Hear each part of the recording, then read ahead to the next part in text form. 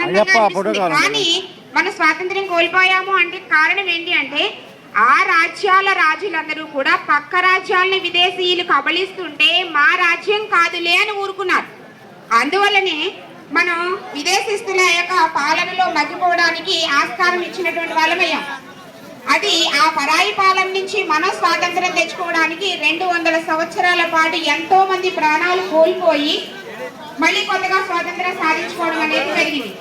ఈ రోజు మన దేశాన్ని మనం పరిపాలించుకుంటూ 28 రాష్ట్రాలు గాను 7 కేంద్రపాలిత ప్రాంతాలు గాను కేవలము పరిపాలనా సౌలభ్యం కోసం మాత్రమే విడదీసుకోవడం జరిగింది.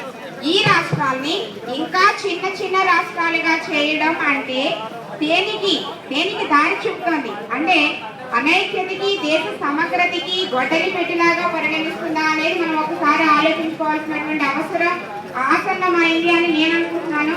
కాబట్టి అటువంటి అనైక్యతకి సమగ్రతకి దేశ సమైక్యతకి ముప్పు వాటిల్లేటటువంటి ఈ చిన్న రాష్ట్రాల ఏర్పాటుని వ్యతిరేకించాల్సినటువంటి అవసరం కూడా ఉంది. ఏదో కేవలం మన ఆంధ్రప్రదేశ్ రాష్ట్రం కోసం కాదు, మన దేశం కోసం కూడా మన రాష్ట్రాన్ని సమగ్రంగా సమైక్యంగా ఉంచుకోవాల్సినటువంటి అవసరం వచ్చింది అని నేను అనుకుంటున్నాను. దేశంలో చాలా సమస్యలు ఉన్నాయి. విదేశీస్తుల నుంచి, చైనా నుంచి, పాకిస్తాన్ నుంచి, మయన్మార్ నుంచి అనేక దండయాత్రలు మనకు జరుగుతున్నాయి. దేశంలో కూడా రూపాయి పతనం అయిపోతుంది, ధరలు పెరిగిపోతున్నాయి. సామాన్య ప్రజలు మామూలుగా నివసించలేనటువంటి పరిస్థితి ఇప్పుడు ఉంది. ఆ సమస్యలన్నీ వదిలేసి కలిసి ఉన్నటువంటి ప్రజల్ని విడగొడుతూ దేశ సమగ్రతకి ముప్పు వాటిల్లేటట్టుగా చేయడము అంటే అది ఎంతవరకు సమంజసమో సామాన్య ప్రజలు కూడా ఆలోచించాల్సినటువంటి అవసరం ఈ రోజు వచ్చింది.